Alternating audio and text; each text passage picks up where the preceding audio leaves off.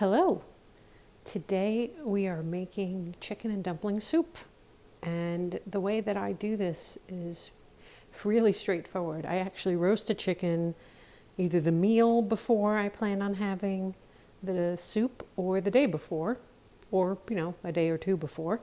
And I save the breasts from the chicken, and I pick off all of the other meat that might be on the chicken, aside from the legs and thighs, which is usually what I use for the meal, the initial meal.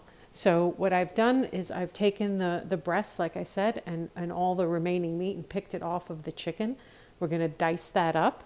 You could also use a roasted chicken that you can get from the store, whatever you have on hand. But here's the good thing about it if you make it at home. When you roast your chicken at home, at the bottom of your pan, you're going to have this gelatin. This is going to add an immensely intense flavor to your soup.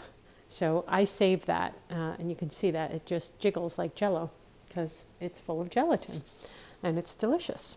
So in order to make the soup, we start with the chicken and the gelatin, like I showed you. We garnish with some spring onions. We have about 3 or 4 garlic cloves, which we're going to put through our garlic press. We're going to use just under a pound of mushrooms, whatever kind you want. I'm using what amounts to a medium onion, which we're going to dice.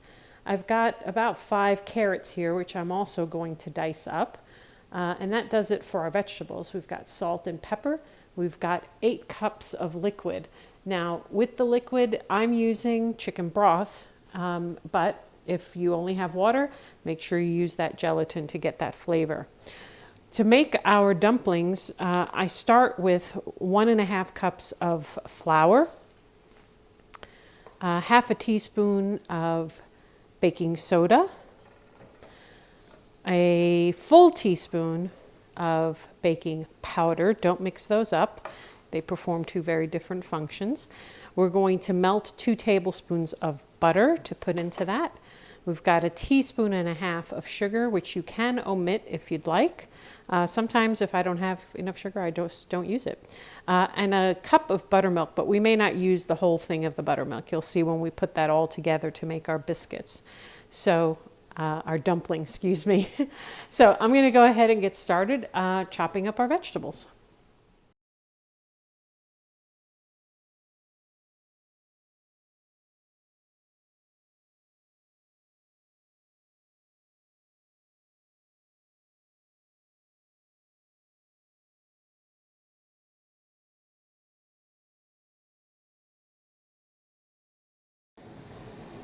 All right, we have everything prepped and ready to go. So we've got it all sitting here waiting to go into our pot.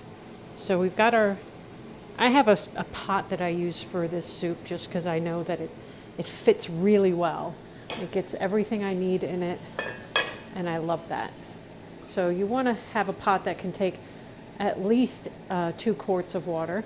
I've just put in about 2 tablespoons of olive oil so we can saute all of our vegetables, because that's going to be our first step.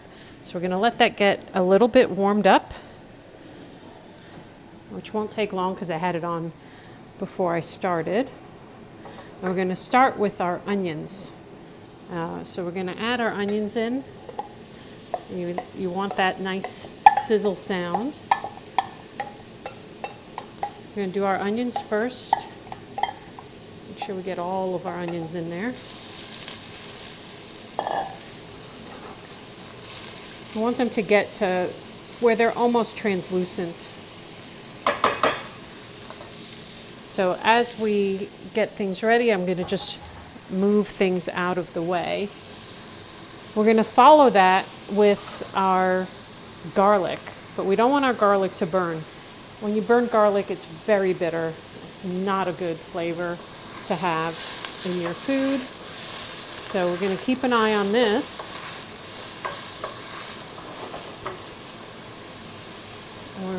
We're doing really well there. What I do is I make basically a bed for the garlic to end up on. so that I don't have anything burn. So here we're going to get really close to adding in our garlic.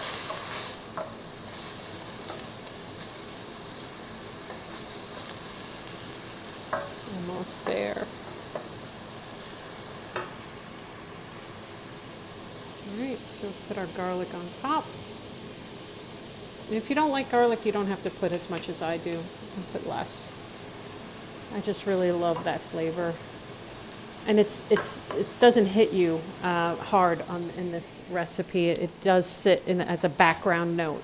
So it's really good that way. All right, so we'll stir this up. You got to use all your senses now, your eyes, your nose especially. Once you start to smell the garlic, it's almost too late.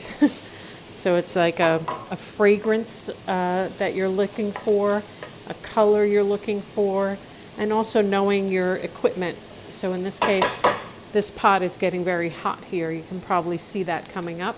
So I'm going to go ahead and add in our carrots. And I did a lot of carrots. I really like this with a lot of carrots. So, yep, I can smell it now. So I'm adding in my carrots. Get all of that out. Give that a good toss. And from this point on, it comes together very, very quickly overall. So we'll give that a moment to heat up our carrots, give them a little bit of roasted flavor there. And then I'm going to add in our mushrooms.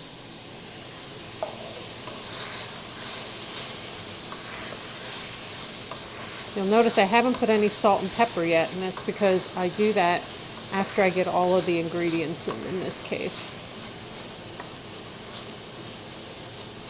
It's coming together very nicely. And you can probably tell the onions are now already translucent. So I didn't wait for them to be completely translucent before I added the next ingredient.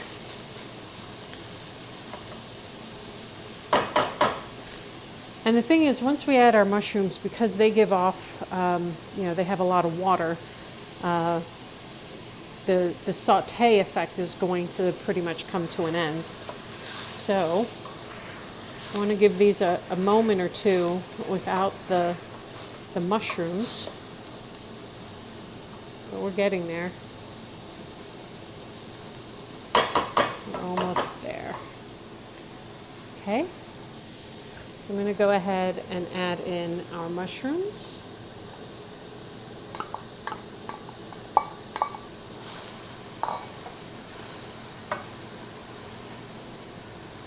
Give that a moment to cook up.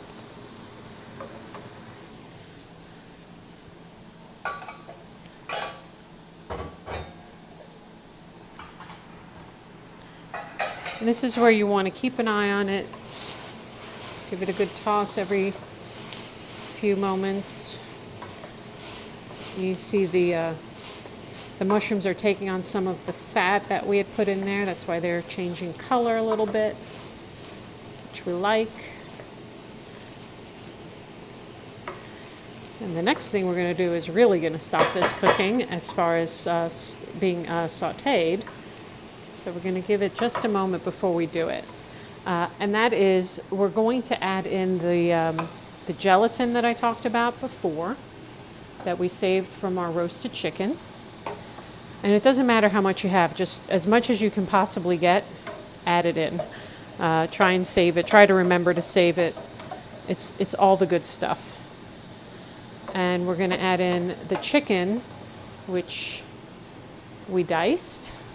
We want everything to fit on our spoon. And then we're going to season with salt and pepper. And then we're going to add in our stock. All right, so we're almost there. Give that a good stir. I'm going to go ahead and add in the gelatin that came from our chicken. from our roasted chicken, I should say.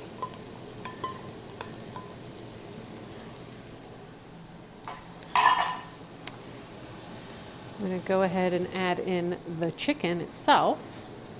So we're going to dump that in. Cut into, it big enough for it to fit on the spoon, or I should say small enough for it to fit on the spoon without getting lost. But really cut it up as big as you'd like. I like to be able to get a little bit of everything on my spoon. That's my happy place. So I'm going to season with pepper and salt now.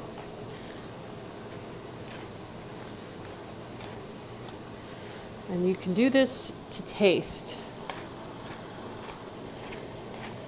So maybe a half a teaspoon of pepper if you don't like it too spicy. I'm going to season again at the end to adjust everything. Same thing with our salt. Change the top on this so it pours. I'm used to the pouring feature. Okay. I'm going to toss that with our spoon real quick. Mix everything together. Hey, look, some thyme from when we roasted the chicken with the stem. So we'll take that out of there.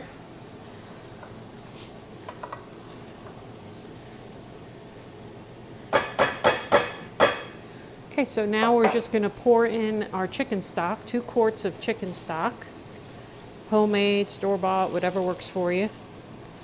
Okay, and yes, that looks very full because it is. But what we're going to do when we add in the dumplings is they're going to actually take on some of that liquid. So this is going to be a very full pot. As I said, this is one that I know fits this recipe perfectly, so I have no problems with it. I'm going to go ahead and let that come up to a boil, and then bring it down to a simmer for about 15 minutes. And the reason we're doing that is so that we can get the everything heated through. That's just the practical part of it. But the other part of it is to make sure that all of those flavors, we're cooking our carrots, we're cooking our onions, we're cooking the garlic and the mushrooms, and we want those flavors to have a chance to come together. So we're going to let this go, bring it up to a boil. And once it comes up to a boil, which is rapid bubbles, we're going to turn it down and down to a simmer where we're getting one bubble breaking before the next bubble comes up. Okay? All right, so the soup has come up to a boil and it's been simmering for nearly 10 minutes at this point. So we're going to go ahead and get the dumplings ready, which we have everything prepared. I've got a wooden spoon. I'm going to put everything into my bowl to make life easier. So I've got my cup and a quarter of flour.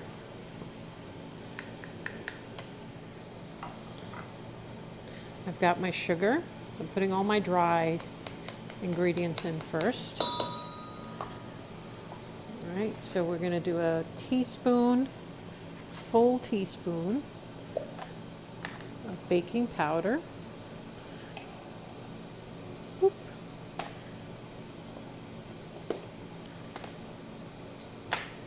We're going to do half a teaspoon of baking soda.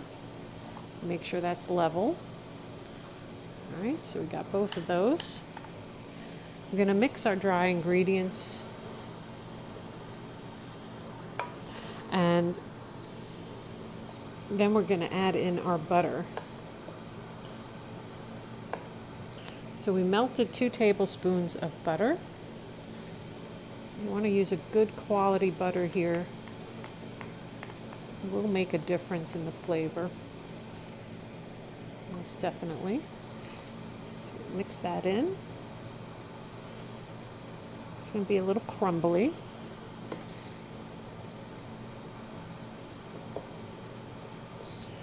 And now we're going to start adding in our buttermilk. If you don't have buttermilk, you can take Greek yogurt and thin it out with a little bit of water.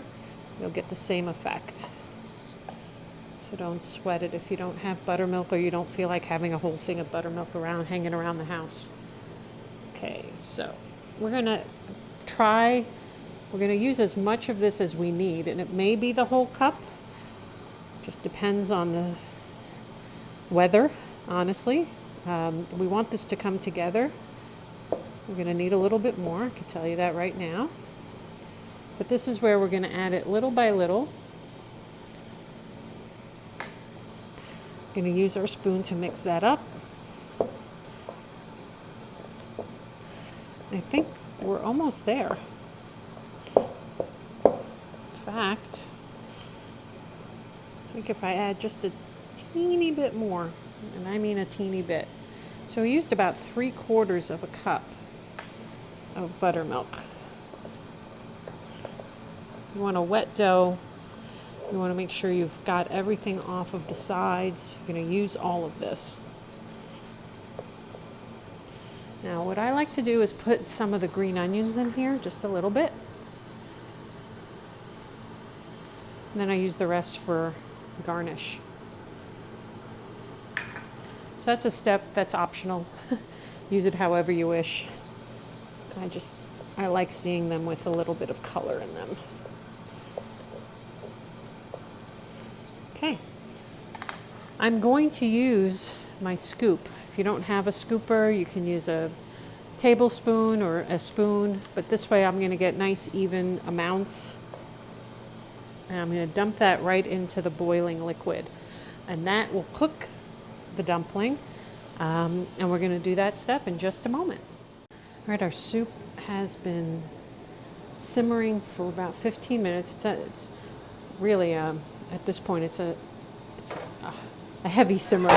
It's more of a little bit of a rolling boil. I want to bring it back up so that it'll cook the dumplings as they go in. So we want to have it really going. I'm going to turn it up just a teeny bit to keep it going now that we took the lid off. Now we're going to take a spoonful at a time of our dumpling, dump it in, and you'll start to see they're going to float to the top.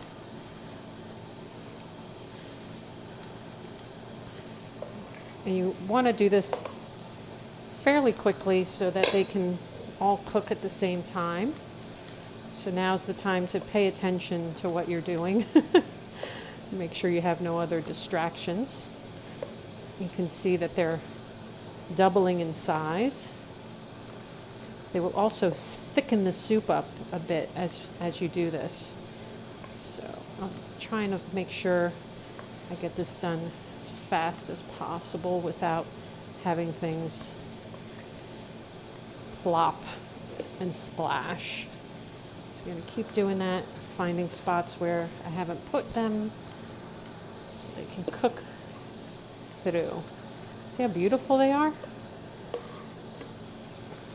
This is easily enough for 6 people, and I mean easily enough for 6 people. I'm going to scrape out my bowl a second. Make sure we get every last bit that's available to us.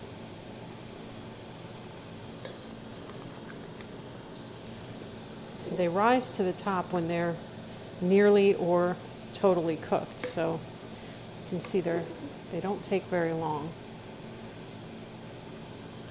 Last one. We'll just scrape off our scraper, our spatula, and our scoop. Doesn't matter that they're not going to be beautiful little fluffs. Make sure that gets in there. And we're going to let this cook for about 5 minutes. Make sure everything cooks all the way through. You see how beautiful they are? Big poofs. Gotta love that. Gorgeous. All right, our soup is done. Let those beautiful dumplings cook all the way through. It took about 12 minutes total. Now we're just going to go ahead and serve. So you want to make sure that you get a good helping of everything in here, dumplings included.